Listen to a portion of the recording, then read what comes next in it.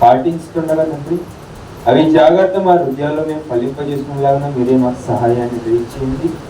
మరి ముఖ్యంగా నా తండ్రి నా దేవా, మరి ఈ సంఘ కాపరి నా తండ్రి మా నాన్న ఊరిలో ఉన్నాడు. ఆయన ఏమైతే పనులు చేస్తున్నాడో నా దేవా, ఆయన చేస్తున్నటువంటి ఆ పనులు యందు ఆ పనులు ముగించుకొని నా దేవాన్ని సేవలో తొందరగా హాజరు అయ్యేలాగా మీరే ఆయన సహాయాన్ని దయచేయండి. మీరే ఆయన తోడు మీరే ఉండమని ప్రార్థిస్తూ ముందు సమయం అంతా నీ చేతులు పట్టిస్తూ చేసిన తప్పిదములను క్షమించమని ప్రార్థిస్తూ ఈ ఆదివార దినాన్న కేవలం మట్టల ఆదివారం అని చెప్పేసి పిలువబడుతున్నటువంటి ఈ ఆదివారాన్ని నా తండ్రి, ఈ ఆదివారం కేవలం నేను ఆరాధించే దినమా అయినట్టుగా అయితే నా తండ్రి మేము చేసుకునేలాగా మాకు సిద్ధపరచమని ప్రార్థిస్తూ ముందు సమయం అంతా నీ చేతులు పట్టిస్తూ మా రక్షకుడు మీ ప్రియకుమారుడు యేసుక్రీస్తు నామంలో అడిగి ప్రార్థిస్తున్నాం పరమ తండ్రి, ఆమేన్. మరి ముఖ్యంగా నాటి కోడి వచ్చిన మీ అందరికీ క్రీస్తు పేరట వందనములండి. అయితే వాక్యములకు వెళ్ళబోయే ముందుకు చిన్న ప్రకటన. శనివారం రోజున పొద్దున పూట, శనివారం అంటే క్షమించండి, పోయిన ఆదివారం రోజున ఈ ప్రేమ ఏదైతే ఉందో ఇదే మంచి న్యూస్ అంటే ఏదైనా ఉందంటే వంశాన్న అని చెప్పేసి చెప్పాను కదండి. మనం మీటింగ్స్ పెట్టించాం. అన్న ఉండేసి హైదరాబాద్లో అన్న సంఘానికి వెళ్ళినప్పుడు అక్కడ కూర్చొని ఎన్నో చక్కని మాటలు చెప్పాడు. అన్న చెప్పినప్పుడు చివరిలో ఆయన ఉండేసి నన్ను గుర్తుపట్టలేదు, ఈ అబ్బాయి నా దగ్గర చదివాడా అన్నట్టు కూడా లేదు అసలు. వెళ్ళాము, వెళ్ళి కూర్చొని పక్కన బెనహరన్న అని ఒక అన్న చిన్నప్పటి నుంచి బాగా పడుతూ ఎవ్వరు అందరినీ మర్చిపోవచ్చేమో కానీ ఆయనను మాత్రం బాగా గుర్తుపెట్టుకుంటాం. ఎందుకంటే అది అంతే. అయితే మంచి విషయం ఏంటంటే ఆయన సంఘంలోకి వెళ్ళినప్పుడు అందరిని ఎలా అయితే గౌరవించాడో, వీళ్ళు స్టూడెంట్ అని చెప్పేసి గౌరవించక ఎవరో అబ్బాయి వచ్చాడని చెప్పేసి దగ్గర తీసుకొని ఈ ప్రేమ అనేది ఇచ్చాడు. రెండో విషయం ఏంటంటే ఈ వంశన్న దగ్గర నుంచి ఏదన్నా తీసుకున్నానో లేదో నాకు తెలియదు, కానీ అన్నయ్య దగ్గర పిలుచుకొని ఇలా చేతిలో చెయ్యి వేసి ఇలా ఇచ్చాడు. ఇది ఆ సంఘానికి వెళ్ళినందుకు కాదు, కానీ నేను ఏమని భావిస్తున్నానంటే అన్న నాకు ఇచ్చిన గిఫ్ట్ అని చెప్పేసి భావిస్తాను. అంటే ఒక మన సంఘంలో పెడతామని తెచ్చాను. ఇదేనండి, ఇవి ప్రకటనలు. అయితే వాక్యం లెక్కలు ప్రార్థన అయిపోయింది కనుక డైరెక్ట్గా వాక్యం లెక్క వెళ్ళిపోదామండి. చెప్పాల్సినటువంటి విషయం ఏంటంటే ఈ ఆదివారానికి ప్రత్యేకమైన ఒక పేరు ఉంది. ఏంటి ఆదివారం? గట్టి చెప్పాలి అందరూ. మట్టల ఆదివారం. అసలు మట్టల ఆదివారం అంటే చెప్పాలి. మట్టల ఆదివారం అంటే కొబ్బరి చెట్లు కూడా కాదు, ఈత చెట్లు యొక్క ఆకులు దించి యేసుప్రభు వారు వస్తున్నారని చెప్పేసి ఆ దారుణ పొడవని వేసి బట్టలు వేసి అలా వస్తున్నాడని చెప్పేసి ఆయన యెరూషలేమునకు వచ్చాడని చెప్పేసి ఆ జ్ఞాపకాన్ని గుర్తు చేసుకోవడమే ఈ మట్టల ఆదివారాన్ని అని చెప్పేసి చేసుకుంటున్నారు. కానీ బైబిల్లో ఈ మట్టల ఆదివారం అని చెప్పేసి ఎక్కడైనా లిఖింపబడి ఉందా? ఎక్కడైనా చదివారా? ఇప్పుడు అన్న చిన్న ఉన్నాడు కదండి, అన్న ఒక లేఖన భాగం అనేది చదివాడు. ఆ లేఖన భాగంలో కూడా ప్రభు అయిన యేసుక్రీస్తు వారి గురించి ఇదే లిఖింపబడింది. ఏమని పడింది? చెట్లు తెచ్చి బట్టలు దారి వెంబడ పరిచి ఆయన వస్తున్నాడు హోసన్న, ఆయన స్తుతి కలుగుగా కానీ కనపరుస్తూ కొన్ని మాటలు అనేవి అక్కడ ఉన్నాయి. అయితే అసలు ఈ యొక్క మట్టల ఆదివారం ప్రభు అయిన యేసుక్రీస్తు వారి గురించి 4 పుస్తకాల్లో లిఖింపబడి ఉంది. ఏంటి ఆ పుస్తకాలు? మత్తయి సువార్త, మార్కు సువార్త, లూకా సువార్త, యోహాను సువార్త. ఈ 4 పుస్తకాల్లో ప్రభు అయిన యేసుక్రీస్తు వారి గురించి ఒకే విధంగా లిఖింపబడి ఉంది. అయితే ఈ లిఖింపబడినటువంటి ఈ లేఖన భాగంలో, ఈ పుస్తకాల్లో ఎక్కడైనా కానీ మట్టల ఆదివారం అన్న పదం ఎక్కడైనా కనిపించిందా అడుగుతుంది. లేదు. ఎలా లేదు? పోనీ మనం చదివామా? లేదు. నేను ఏదో లేదు అనగానే లేదు అని మీరు అంటున్నారు. కానీ అసలు బైబిల్లో మట్టల ఆదివారం అనేది చేసుకోవచ్చా? ప్రశ్న. మట్టల ఆదివారం అనేది చేసుకోవచ్చు. అయితే మత్తయి సువార్తలో చదివినటువంటి ఆ లేఖన భాగంలో అన్న ఎలాగైతే చదివేశాడు కనుక ఇప్పుడు మార్కు సువార్త 11వ అధ్యాయము మొదటి నుండి 11వ వచనాలు మనం చదువుకున్నాం. ఇది మెయిన్గా అసలు మట్టల ఆదివారం అనేది చేసుకోవచ్చా అనేది ప్రశ్న. ఆ ప్రశ్నని మనం మైండ్లో నుండి తీసేసుకోవాలి.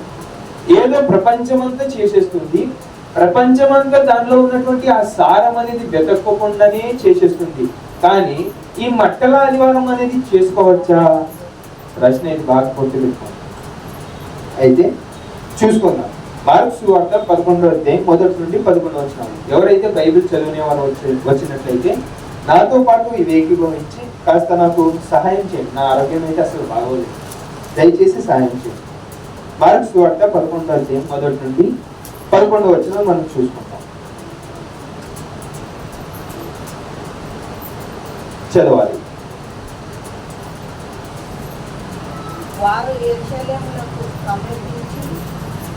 కళ్యాణానికి రాదా? వారు యెరూషలేమునకు సమీపించి ఒలీవల కొండ దగ్గరనున్న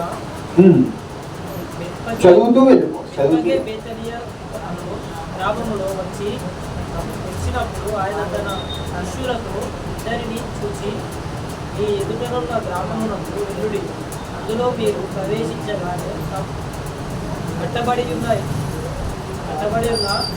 ఒక గాడిద కన్న బదులు దాని మీద ఏ మనుషులను ఎప్పుడునూ కూర్చుండలేదు. దానిని విప్పి తోలుకొని రండి. ఎవడైనను మీరు ఎందుకు ఇలాగ చేయుచున్నవారని మీకు అడిగిన ఎడల అది ప్రభువులకు కావలసిన ఎడలని చెప్పుడి. అతీక్షమ 7 నుండి చదువుకోండి.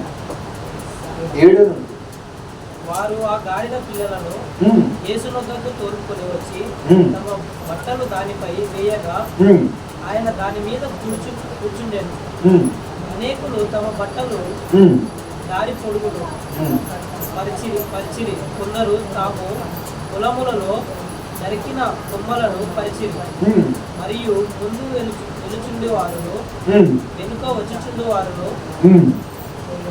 ప్రభువు పేరుట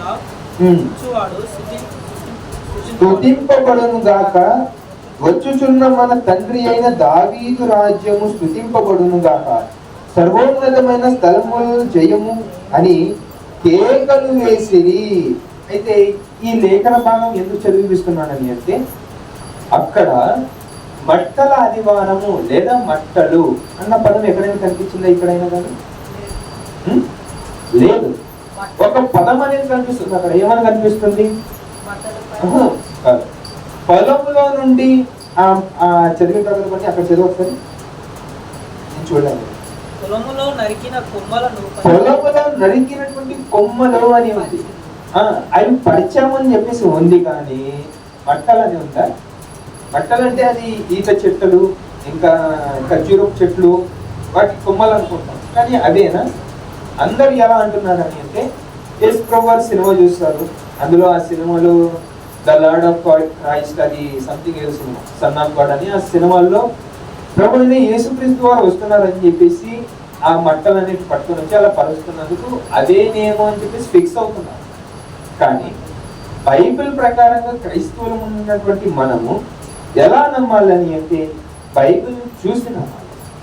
ఎలా నమ్మాలి? బైబిల్ని చదివి నమ్మాలి. అయితే మత్తయి సువార్త, మార్కు సువార్తలో ఈ పదం అనేది కనిపించలేదు.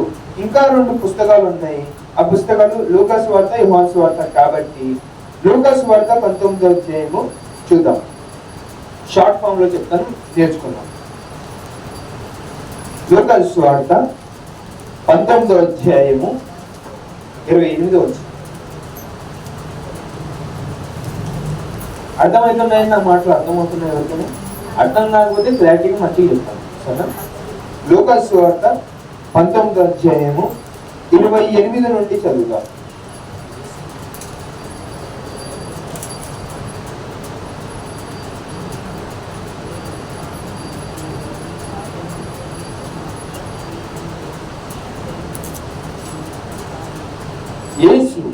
ఈ మాట చెప్పి యెరూషలేమునకు వెళ్ళి వలెనని ముందు సాగిపోయింది. అయితే ఇక్కడంతా మనకు కనిపించదు, కానీ మనం ఎక్కడి నుండి చదవాలని అంటే 41 నుండి చదువు.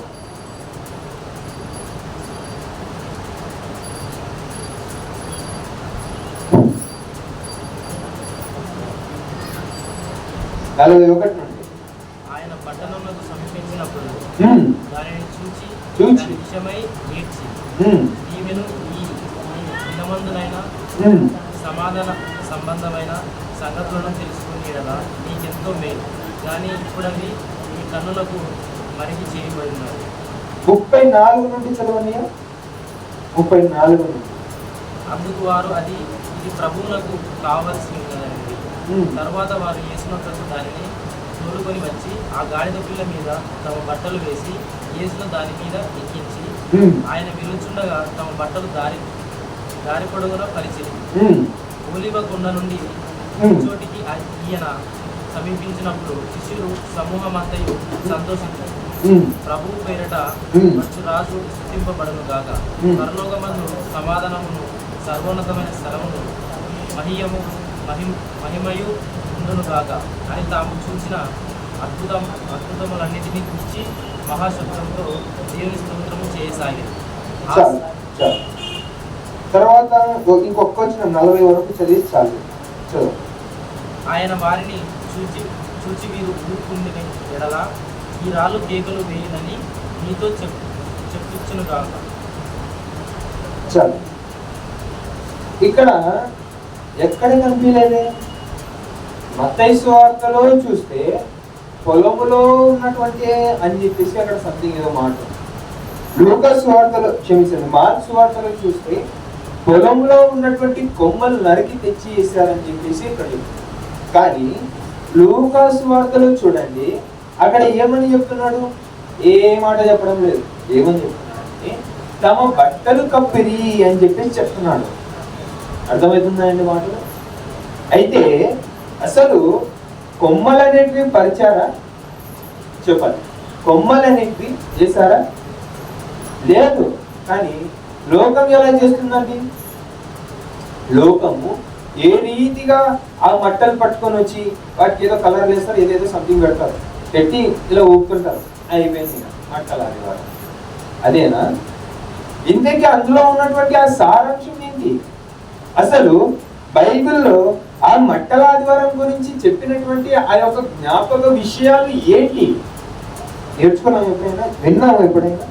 ఇంకొక పుస్తకం ఉంది, అది చదివేసి వచ్చేద్దాం. యోహాను సువార్త 12వ అధ్యాయము. యోహాను సువార్త 12వ అధ్యాయము 12 నుండి 15 వచనాలు.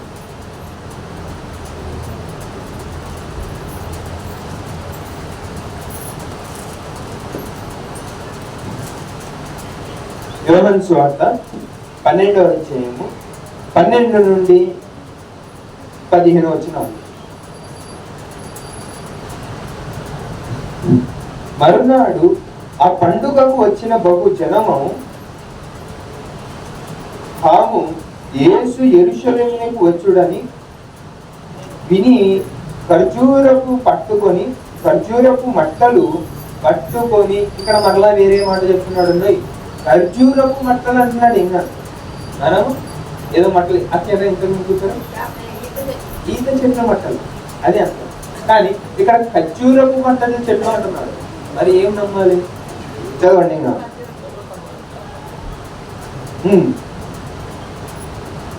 పట్టుకొని ఆయన ఎదుర్కొని పోయి, జయము ప్రభువు పేరట వచ్చుచున్న ఇశ్రాయేలుల రాజు స్తుతింపబడుగాక అని కేకలు వేసిరి.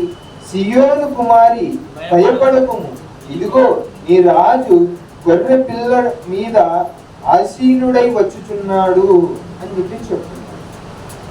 ఏంటంటే ఇక్కడ అర్థమవుతుందా ఏమన్నా? 15వ వచనం మరలా చదవండి. అని వ్రాయబడిన ప్రకారము 15వ వచనం, సియోను కుమార్తె భయపడకు, ఇదిగో నీ రాజు గాడిద పిల్ల మీద ఆసీనుడై వచ్చుచున్నాడు వచ్చుచున్నాడు అని అంటున్నాడు. మిమ్మల్ని అందరిని అడుగుతున్నాడు, ఆయన ప్రభువు కదా, సర్వలోకానికి రక్షకుడు కదా, ఆయన ఈ లోకానికి ఎందుకు వచ్చాడని అంటే ఎందుకు వచ్చాడు చెప్పండి. సర్వలోకమునకు అంటినటువంటి ఆ పాపమును తీసివేయడానికి ఈ లోకానికి వచ్చాడు. అంటే ఆయన ఎవరు?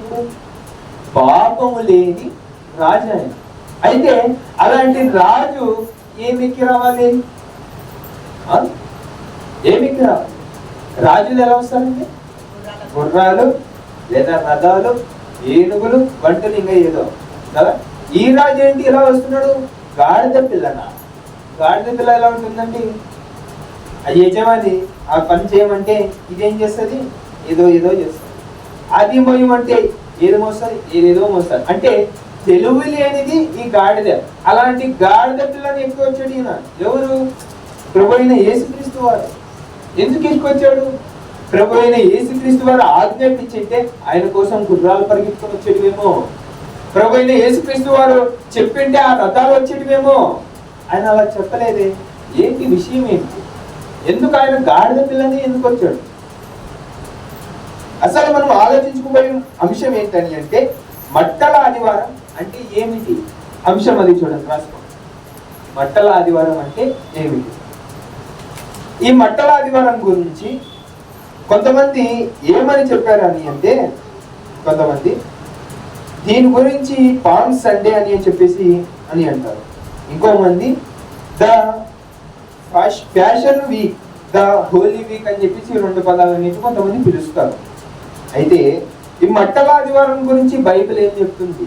ఇందులో బైబిల్ ఈ మట్టల ఆదివారం గురించి కొన్ని విషయాలు, కొన్ని ప్రశ్నలు అనేటివి దాగి ఉన్నాయి. ఆ ప్రశ్నలు అనేటివి ఈరోజు మనం క్లారిఫికేషన్ చేసుకుంటాం. అయితే మొదట బైబిల్లో ఎక్కడ మట్టల ఆదివారం అని కనిపించదు. బైబిల్లో మట్టల ఆదివారం అని చెప్పేసి మట్టల విషయాన్ని గురించి అయితే కేవలం ఎక్కడైనా కనిపిస్తుందని అంటే ఈ 4 పుస్తకాల్లో తప్ప ఇంకా ఎక్కడ కూడా మనకు మట్టల విషయం గురించి మనకు కనిపించదు. అయితే ఇక ప్రభు అయిన యేసుక్రీస్తు వారు ఆ గాడిద పిల్లని ఎందుకు ఎక్కువచ్చాడు చెప్పాలి. గాడిద పిల్లని ఎందుకు ఎక్కువ వచ్చాడు? ఎవరైనా ఆలోచించారా? ఈ విషయం బట్టి ప్రభు అయిన యేసుక్రీస్తు వారు ఇలా వస్తాడు, ప్రభు అయిన యేసుక్రీస్తు వారు ఆ గాడిద పిల్లని ఎక్కి వస్తాడని చెప్పేసి పాత నిబంధనలు లిఖింపబడి ఉంది. ఎక్కడ లిఖింపబడి ఉంది చూద్దామా? జకరియా గ్రంథము. ఇది ఒక ప్రవచనము, ఇది ఒక మాట. పాత కాలంలోనే ఒక వ్యక్తిని బట్టి చెప్పించాడు అని అంటే ప్రభు అయిన యేసుక్రీస్తు వారు దాన్ని నెరవేర్చడానికి ఆ పని చేశారు. అర్థమవుతున్నాయండి? చూద్దాం. జకరియా గ్రంథము 9వ అధ్యాయము 9వ వచనం చూద్దాం.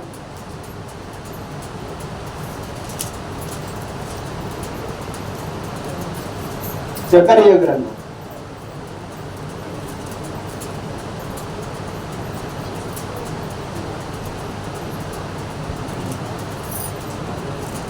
9వ అధ్యాయము 9వ వచనం.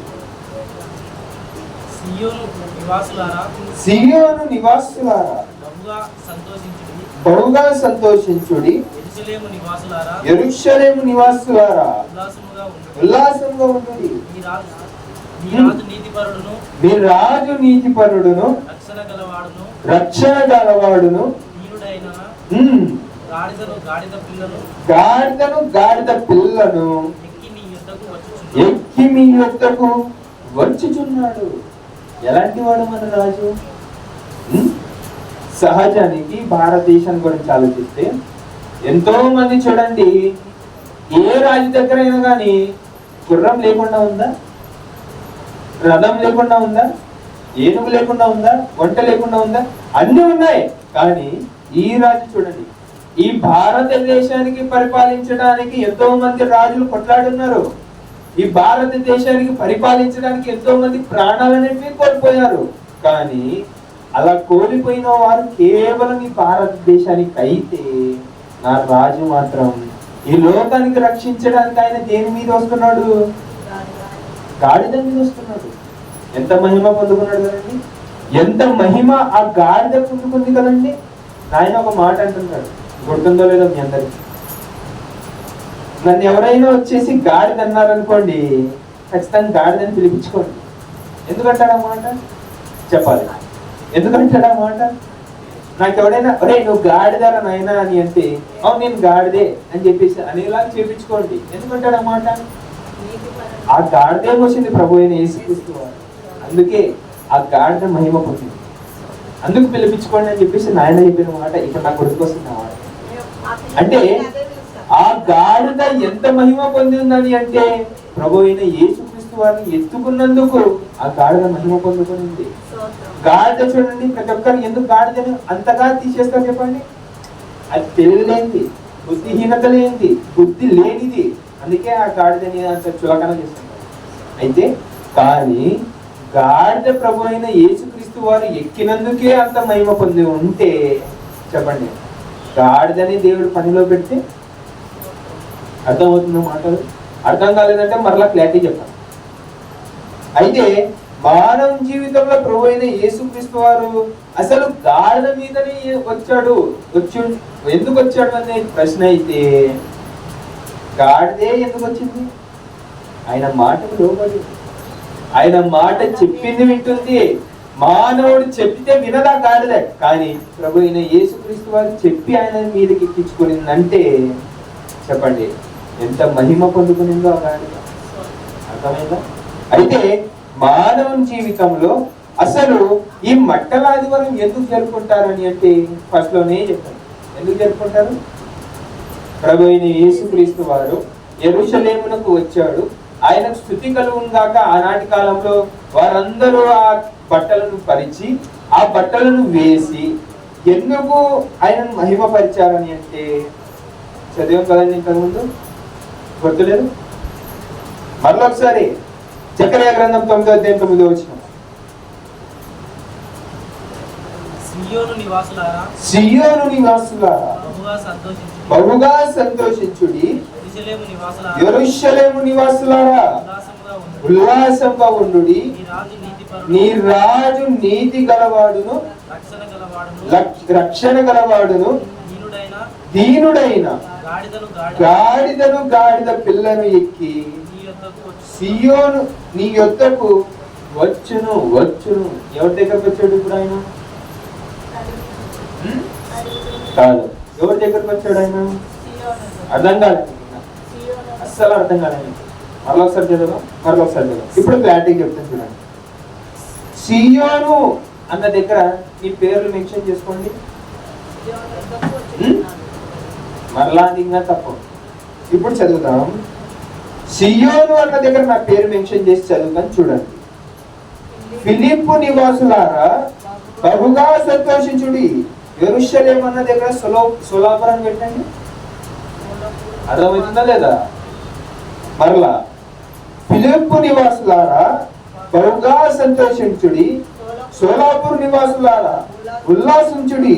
నీ రాజు నీతివంతుడును రక్షణ గలవాడును దీనుడై గాడిదను గాడిద పిల్లను ఎక్కి నీ యొద్దకు వచ్చును. ఎవరి యొద్దకు వస్తున్నాడు ఆయన?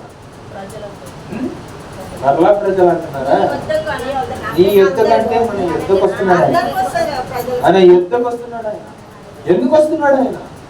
అర్థమవుతుంది. ఎందుకు వస్తున్నాడు ఆయన? చూద్దాం ఎందుకు వస్తున్నాడు, చూద్దాం. మత్తయి సువార్త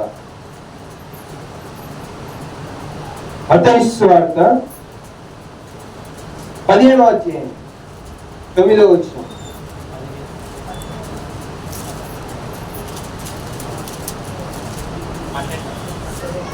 పదిహేనవ అధ్యాయము 9వ వచనం. మనుషులు కల్పించిన పద్ధతులు దైవోపదేశములని బోధించు. 6 నుండి చదవండి. మీరు మీ పారంపర్యాచారము నిమిత్తమై దేవుని వాక్యమును చేస్తున్నారు. వేషధారులారా ఈ ప్రజలు తమ పెదవులతో నన్ను గణపరచురు, కానీ వారి హృదయము నాకు దూరముగా ఉన్నది. మరలా ఇదేంటి మధ్యలో ఈ మాట ఏంటి? అర్థమవుతుందా మీకు? అసలు నేను దేని గురించి ఎత్తాను, మరలా ఈ మాట ఎందుకు ఎత్తుతున్నాను చెప్పాలి. ఈ విషయం బట్టి నేను అసలు ఎత్తింది ప్రభు అయిన యేసుక్రీస్తు వారు ఆ దారిన యెరూషలేమునకు వెళ్తున్నప్పుడు అక్కడ ఉన్నటువంటి ఆ ప్రజలు ఏం చేస్తున్నారు ప్రభు అయిన యేసుక్రీస్తు వారిని చెప్పాలి. ఎవరైనా అర్థమైతే చెప్పాలి, అర్థం కాలేదంటే మళ్ళా ఫస్ట్ నుంచి. ఏం చేస్తున్నారు? మట్టలు వేస్తున్నారు, వేసుకునేటువంటి ఆ బట్టలు, ఆ చీరలు, ఏదేదో సంథింగ్ మనం అనుకున్నాం కదా, అవన్నీ వేస్తున్నారు. వేస్తూ ఆయనను ఎలా స్తుతింపబడుతున్నారు? కాదు, ఎలా స్తుతిస్తున్నారు? మత్తయి సువార్త మరలా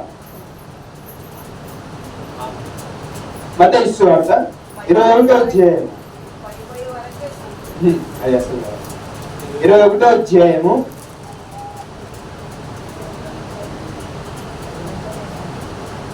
9 నుండి. జన సమూహములో ఆయనకు ముందు వెళ్ళుచుండి వారును దావీదు కుమారునికి జయము ఆయనకు అక్కడ స్తుతిస్తున్నారు. ఎలా సృష్టిస్తున్నారు? ఎప్పుడన్నా అర్థమై ఉండాలి. ఇదిగోండి, ఈ రోజు వారు ఏ మాటలైతే వారు స్తుతింపబడుతున్నారో, హోసన్న హోసన్న జయము, దావీదు కుమారుడు స్తుతింపబడును గాక, ఆయనకు స్తుతి. ఆయనకు పైన ఆదివారం ఒక మాట చెప్పాను, ఆరాధన పాత్రులు ఎవరు అని అన్నారు. ఎవరు ఆరాధన పాత్రులు? తండ్రి అయిన దేవుడు. అయితే తండ్రి అయిన దేవుడే కాదు, ప్రభు అయిన యేసుక్రీస్తు వారు కూడా. అలానే ఇక్కడ ఏమని చెప్తున్నారు చూడండి, చదవండి మరలా 9వ వచనం. ఆయనకు ముందు వెలుచుండి వారును వచ్చుచుండి వారును దావీదు కుమారునికి జయము. ఇప్పుడు చాలు. అక్కడ ఉన్నటువంటి ఆ ప్రజలు ఎవరైతే ఉన్నారో, సియోను నివాసులు ఎవరైతే ఉన్నారో, వారందరూ ప్రభు అయిన యేసుక్రీస్తు వారిని ఈ రోజు స్తుతిస్తున్నారు, పొగుడుతున్నారు, ఆనందపరుస్తున్నారు. కానీ రేపు నాడు అదే నోటితో వారు ప్రభు అయిన యేసుక్రీస్తు వారిని అప్పగించేస్తారు. అర్థమైందా? పాయింట్ లేదు. ఏ నోటితో అయితే ఈ రోజు నాకు ప్రజలు స్తుతిస్తున్నారో, ఏ నోటితో అయితే నాకు ఈరోజు ఆనందపరుస్తున్నారో, అదే నోటితో రేపు వారు నన్ను కొడతారు, అదే నోటితో వారు నన్ను నిందిస్తారు, అదే నోటితో నన్ను శిలువ వేసేలాగా వారు ప్రేరేపింపచేస్తారు. అర్థమైందండి? ఇప్పటికైనా ఎందుకన్నాడు మత్తయి సువార్త 15వ అధ్యాయం? ఇప్పుడు చదవండి ఆ మాట, ఇప్పుడు అర్థమవుతుంది. మత్తయి సువార్త 15వ అధ్యాయము 9వ వచనం. మనుషులు కల్పించిన పద్ధతులు. ఇప్పుడు చూడండి, ఈ మాట వారికే కాదు, మనకు వర్తించుకుంటాం. ఈ నోటితో ఈ రోజు మనం ఆయనను స్తుతిస్తున్నాము, ఈ రోజు ఆయనను ఈ నోటితో ఆయనను కనపరుస్తున్నాము, పాటలు పాడుతున్నాము, చప్పట్లు కొడుతున్నాము, ఇవన్నీ చేస్తున్నాము. రేపు నాడు మనం ఏం చేస్తామో తెలుసా? చదవండి ఇప్పుడు. మనుషులు కల్పించిన పద్ధతులు ఉపదేశములను బోధించుచు వారు నన్ను వ్యర్థముగా ఆరాధిస్తున్నారు అని యేషయా కాదు 15వ అధ్యాయము 9వ వచనం. ఈ ప్రజలు తమ పెదవులతో నన్ను ఘనపరుతురు, కానీ వారి హృదయము నాకు దూరంగా ఉన్నది. ఇప్పుడు అర్థమైందండి? అక్కడ ఉన్నటువంటి ఆ సందర్భం చూడండి. ప్రభు అయిన యేసుక్రీస్తు వారు దారి పొడుగుట ఆ యొక్క గాడిద మీద వస్తున్నారు. ఏ నోటితో అయితే దావీదు కుమారుడు జయము, స్తుతింపబడును కాక అని ఇలాంటి మంచి మంచి మాటలు పలికినటువంటి ఆ నోటులే రేపు నాడు ఈ సిలువ వేయండి అని చెప్పేసి నోట్లు. ఈరోజు మనం లేమా? ఈరోజు మనం అలా లేమా? చెప్పండి, అందరు చెప్పాలి.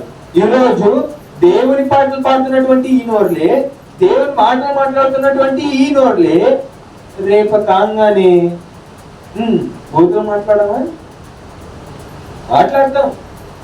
సారం ఏంటి?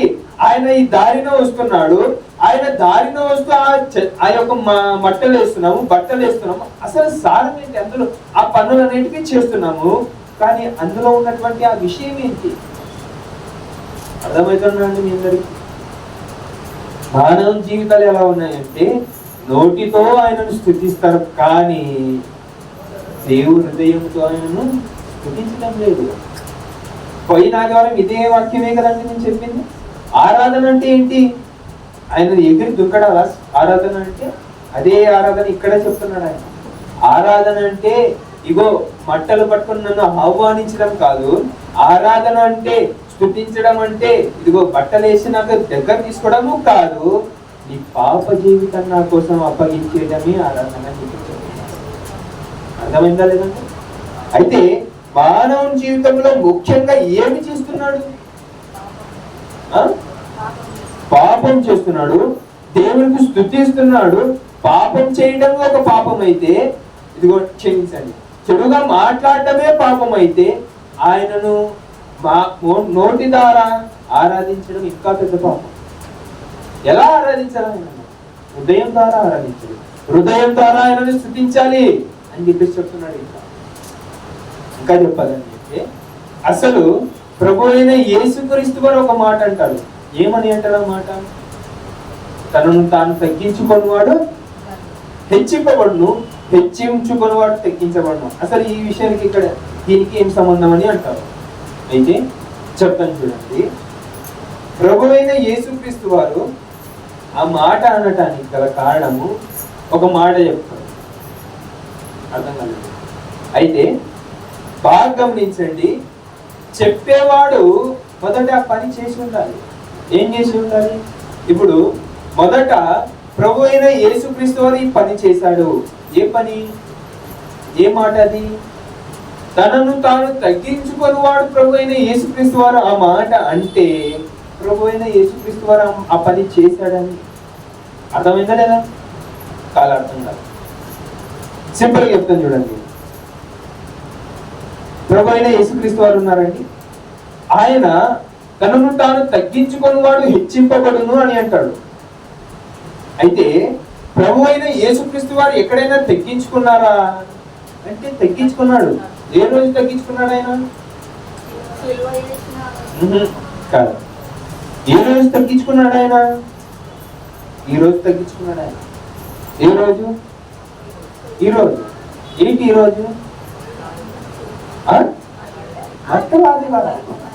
ఎలా తగ్గించుకున్నాడు చెప్పాలి.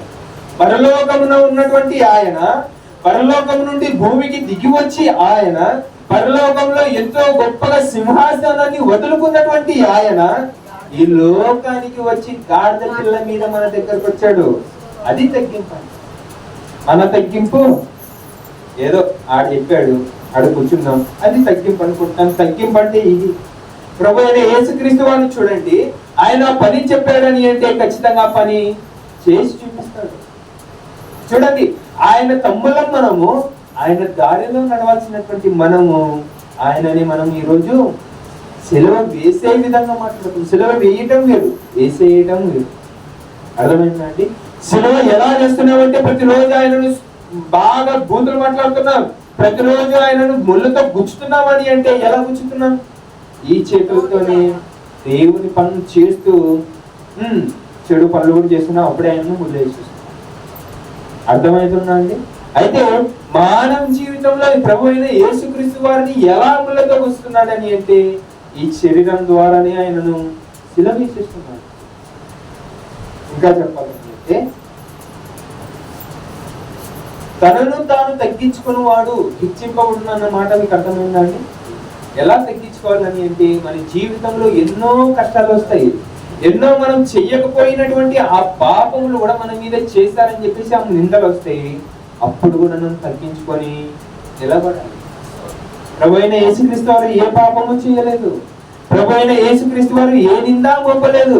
ప్రభు అయిన యేసుక్రీస్తు వారు ఈ లోకముకు వచ్చి మన పాపముల నిమిత్తం అని చనిపోతే మనం ఇచ్చినటువంటి గొప్ప గిఫ్ట్ ఏంటో తెలుసా? అట్లా ఆయనకి ఈరోజు అది పెద్ద గిఫ్ట్ మనకు ఇచ్చినటువంటి గిఫ్ట్ అది కదండి. ఆయన ఎంతో మంచి మనకు చేస్తాడు. ఈ లోకమునికి వచ్చి ఎంతో గొప్పగా మనం ఈ లోకమునికి వచ్చి ఎంతో మంచిగా చేస్తే మనం ఈరోజు మనం ఏం చేస్తున్నాం? తిరిగి ఆయనను స్తుతిస్తున్నామా? ఆయనను గణపరుస్తున్నామా? ఆయనకి ఈరోజు మట్టలతో ఆయనను దారి పొడుగుటన ఆయన చేస్తున్నామా? అవన్నీ చేస్తున్నాం. మా నోటి ద్వారా క్రియల ద్వారా చేస్తున్నాం. కానీ మన హృదయం ద్వారా ఎప్పుడైనా చేసామా? చెయ్యలేదు. ఏంటి ఆయనకి ఇచ్చినటువంటి విలువ? ఏంటి ఆయనకి ఇచ్చినటువంటి గిఫ్ట్? ఆలోచించామా? లేదు. మన జీవితంలో ఏంటి బట్టల ఆదివారం చేస్తున్నామని అంటే దానిలో ఉన్నటువంటి సారం ఏంటి? తిరిగినటువంటి మన జీవితాన్ని ఆయనకు అప్పగించేయడమే గొప్ప గిఫ్ట్. మన జీవితాన్ని అప్పగించేయడమే గొప్ప గిఫ్ట్. ఆయనకి గొప్ప కాదు, మనకు గొప్ప. మన జీవితాలు మారుతున్నాయంటే ఎవరికి గొప్ప? మనకి గొప్ప. ఆయనక పోనీ ఈయనకు రక్షిస్తే ఆయనకి ఏమైనా వస్తుందా? ఏమి రాదు. కానీ దేని గురించి మనల్ని కాపాడాడు? ఎందుకు కాపాడాడు చెప్పండి? ఎందుకు ఆయన మనల్ని గురించి సిలువ చేయించుకున్నాడు? ఎందుకు మన గురించి ఆయన ఈ లోకానికి వచ్చి నలిగిపోయాడు? ఎంతో బాగా పరలోకంలో ఉన్నాడు కదా. నా కుమారులు, నా తమ్ముళ్ళు ఆయన నలిగిపోతారు, నా తమ్ముళ్ళు గుర్తించుకుంటారు, నా తమ్ముళ్ళు సిలువ వేయబడతారు అని కాకుండా ఆయన ఈ లోకానికి వచ్చి మరణించడం ఆయన తప్ప చెప్పాలి. మన జీవితాలు ఇప్పటికీ మారటం లేదంటే ఎవరిది తప్పు? మనది తప్పు. మన జీవితంలో ఎప్పుడు ఈ మట్టల ఆదివారం చేసుకోము. ఈ మట్టల ఆదివారంలో ఆయనను స్తుతిస్తున్నామా అని అంటే అది లేదు. ఎందుకు ప్రశ్నించుకున్నాం మన జీవితాన్ని? లేదు. మట్టల ఆదివారం అని అంటే ఏంటో కాదు. ఇదిగోండి, మన జీవితాన్ని ఆయన దారిన పొడుగుట అప్పగించేసుకోవడమే నిజమైన మట్టల ఆదివారం. అయితే జాగ్రత్తగా ఇంకా కొన్ని మాటలు ఆలోచించుకున్నట్టయితే ఇంకా అర్థమంటే నేను చెప్తాను. అయితే జాగ్రత్తగా ఇప్పుడు ఈ మట్టల ఆదివారం గురించి ప్రభు అయిన యేసుక్రీస్తు వారు ఎన్నో సార్లు ఆ యొక్క యెరూషలేమునకు వెళ్ళినప్పుడు ఆ రోజున ఎప్పుడూ లేనిది ఆ యొక్క అడావుడి ఆ రోజునే మనుషులకు ఎందుకు వచ్చింది చెప్పాలి? ఎందుకు వచ్చింది? గట్టి చెప్పాలి, ఏమనుకోవాలి చెప్పండి. కాదు, నేను చెప్తాను చూడండి. ప్రభు అయిన యేసుక్రీస్తు వారు ఒక మాట చెప్తున్నాడు. ఏంటి? ఇంత ప్రభు అయిన యేసుక్రీస్తు వారు కాదు, జకరియా గ్రంథంలో చెబుతూ ఒక మాట చెప్తున్నాడు. మరొకసారి చదువుకున్న మాటని. జకరియా గ్రంథము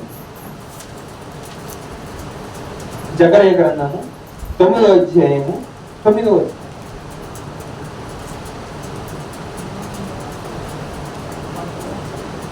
జకరియా గ్రంథము 9వ అధ్యాయము 9వ వచనం. సియోను నివాసులారా బహుగా సంతోషించుడి, యెరూషలేము నివాసులారా ఉల్లాసముగా ఉండుడి. మీ రాజు నీతిపరుడును రక్షణ గలవాడును దీనుడైన గాడిద పిల్లను ఎక్కి మీ యొద్దకు వచ్చుచున్నాడు. మొదట కొన్ని మాటలనే కనిపిస్తున్నాడు. ఏంటి ఆ మాటలు? దీనుడును, ఇంకా రక్షణ. చదవండి మరలా, అర్థం కాదు. సియోను నివాసులారా బహుగా సంతోషించుడి, యెరూషలేము నివాసులారా ఉల్లాసముగా ఉండుడి. మీ రాజు నీతిపరుడును రక్షణ గలవాడును దీనుడైన గాడిద పిల్ల మీద ఎక్కువ వచ్చును. చాలు. అయితే ప్రభు అయిన యేసుక్రీస్తు వారు ఆ గాడిద పిల్ల మీద ఎక్కువ వచ్చాడు. ఆ రోజే ఆ సియోను నివాసులు ఎందుకు మట్టలేశారు చెప్పాలి? ఆ రోజే ఆ సియోను నివాసులు వారందరూ మట్టలు పట్టుకొని ఆ బట్టలు తొడిగించి క్షమించండి ఆ బట్టలు పరిచి ఎందుకు ఆ రోజే ఆయనను ఘనపరిచారు? నేను చెప్తాను చూడండి. ఆనాటి కాలంలోనంట ఎవరైనా కానీ గాడిద పిల్ల మీద ఎక్కి వచ్చారు అని అంటే వాళ్ళకి అర్థమైపోతుందంట, ఈయనే చెప్పాలి, ఈయనే ప్రభు అయిన యేసుక్రీస్తు వారు అని చెప్పేసి ఆనాటి కాలంలో వాళ్ళకి అర్థమవుతుందా అండి? అయితే మానవ జీవితంలో మొదట ఏం తీసేసుకోవాలని అంటే తన పాపం తీసేసుకోవాలి. అసలు ఈ మట్టల ఆదివారం ఎందుకు జరుపుకుంటారని అంటే మీరందరూ చెప్పాల్సినటువంటి మాట ఏంటో తెలుసా? ఆయన ఆ యెరూషలేమునకు వెళ్తున్నాడు, ఆయన జ్ఞాపకార్థంగా ఈరోజు చేసుకుంటున్నాం అని చెప్పకూడదు. ఎందుకు చెప్పాలని అంటే నా జీవితమును ఆయన మార్చడానికి వస్తుంటే అందుకు నేను ఈరోజు ఈ మట్టల ఆదివారం చేసుకుంటున్నాను అన్నందుకు చెప్పాలి. అర్థమైందండి? అయితే ఇంకా టైం లేదు కనుక అయితే చివరి వచనం మనం చూసుకొని ముగించుకుంటాం. మత్తయి సువార్త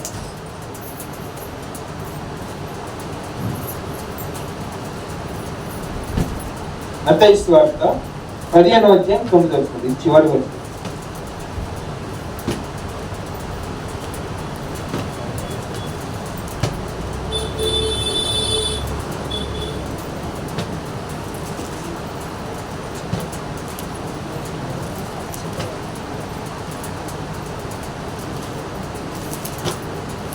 తొమ్మిదవ వచనం 15వ అధ్యాయం 9వ వచనం. మనుషులు కల్పించిన పద్ధతులు దైవోపదేశములని బోధించు వారు నన్ను వ్యర్థంగా ఆరాధిస్తున్నారు అని యేసయ్య మిమ్మల్ని గూర్చి ప్రవర్తించిన మాట సరియే అని వారితో చెప్పారు. 15వ అధ్యాయం 9 నుండి చదువుతున్నారా? ఈ ప్రజలు తమ పెదవులతో నన్ను ఘనపరచురు కానీ వారి హృదయము నాకు దూరంగా ఉన్నది. ఇందులో సారాంశం ఏంటని అంటే ప్రభు అయిన యేసుక్రీస్తు వారి గురించి ఈ మాట ఆయన గురించే కాదు, అక్కడ ఉన్నటువంటి ఆ జనాల గురించే కాదు, మనల్ని కూడా చెప్తున్నాడు. ఏ నోటితో అయితే ఈ రోజు మనం ఆయనను స్తుతిస్తున్నామో అదే నోటితో రేపు నాడు ఆయనను దూషిస్తామంట.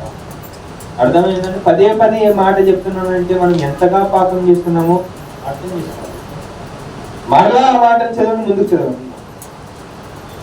మనుషులు కల్పించిన పద్ధతులు దైవోపదేశములని బోధించు వారు నన్ను వ్యర్థముగా ఆరాధిస్తున్నారు. ఏం ఉపయోగం లేదంట, ఏం ఉపయోగం లేదు. ఈరోజు ఏ పాటలైతే పాడుతున్నామో రేపు నాడు అదే నోటితో బూతులు మాట్లాడినాము అంటే నువ్వు చేసిన ఆరాధనకి, నువ్వు చేసిన ప్రార్థనకి ప్రతిఫలం అంటూ లేదా. వచ్చేదేంటి? వచ్చేది పాపం. ఇంకో పెద్ద గిఫ్ట్ వచ్చేది ఏంటంటే నరకం. ఆ నరకంలో వేస్తూ అప్పుడు ఆరాధిస్తాం. అంతకు ముందు నీకు మంచిగా చెప్తున్నాడు. ఎంతగా చెప్తున్నాడని అంటే నువ్వు ఎన్నిసార్లు తప్పు చేసినా అని గద్దించి మరలా చెప్తున్నాడని అంటే ఆయన నీ ఎడల పెట్టుకున్నటువంటి ఆ ప్రేమను గౌరవించి నీ జీవితాన్ని ఆయన అర్పించేస్తాను కోరుకుంటూ నేను ఆ మాట చూస్తున్నా. చిన్న ప్రార్థనతో ప్రేమగల తండ్రి, కృపగల దేవా తండ్రి, ఇంతవరకు మమ్మల్ని కాచి కాపాడినందుకు నీకు వేలపల్లని వందనాలు ప్రభువా.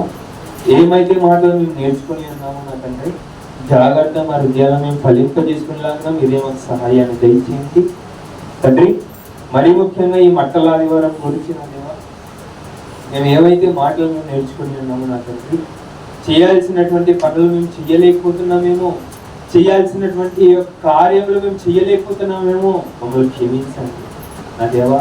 ఆయన ఈ లోకానికి మా పాపాన్ని తీసివేయడానికి వస్తే ఆయన దూషించింది, మళ్ళతో గుచ్చి ఉన్నాం, కర్రలతో కొట్టి ఉన్నాం, కొరడాలతో కొట్టి ఉన్నాం నా దేవా. మమ్మల్ని క్షమించండి. నేటికి ఆయనను బాధింపచేస్తాం, మమ్మల్ని క్షమించండి. మా జీవితాన్ని మార్చండి. మా జీవితాన్ని మీ చేతులకు అప్పగించుకునేటువంటి శక్తిని మాకు దయచేయండి. మా ఈ లోకంలో ఉంటే ఎన్నో దురాలోచనలు, చెడు ఆలోచనలు వస్తున్నాయి నా తండ్రి, మాకు మార్చండి. నీ సేవలు మమ్మల్ని పెంచండి ప్రభు. ఈ చిన్ని సంఘాన్ని నీ చేతులకు అప్పగిస్తున్నాం నా దేవా, మీరే మాకు సహాయాన్ని దయచేయండి. మరి ముఖ్యంగా నా తండ్రి, ఇంకో వారంలో నా తండ్రి గుడ్ ఫ్రైడే అన్నదాన్ని మేము జరుపుకుంటున్నాం. మీరే మాకు సహాయాన్ని దయచేయమని ప్రార్థిస్తూ ముందు సమయంతో నీ చేతులకు అప్పగిస్తాం. మా రక్షకుడు మీ ప్రియకుమారుడు యేసుక్రీస్తు నామములో అడిగి ప్రార్థిస్తున్నా పరమ తండ్రి. అందరికి వందనాలండి.